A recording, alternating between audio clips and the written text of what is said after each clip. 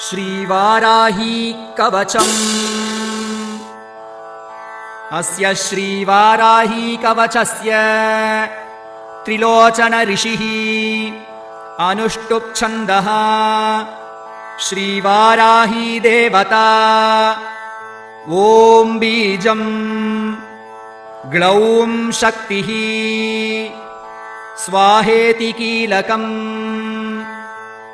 मम सर्वशत्रुनाशनार्थे जपे विनियोगः।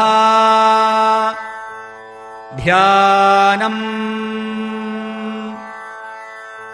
ध्यात्वेन्द्रनीलवर्णाभां चन्द्रसूर्याग्निलोचनाम् विधिविष्णुहरेन्द्रादि मातृभैरवसेविताम् ज्वलन्मणिगणप्रोक्त मकुटामाविलम्बि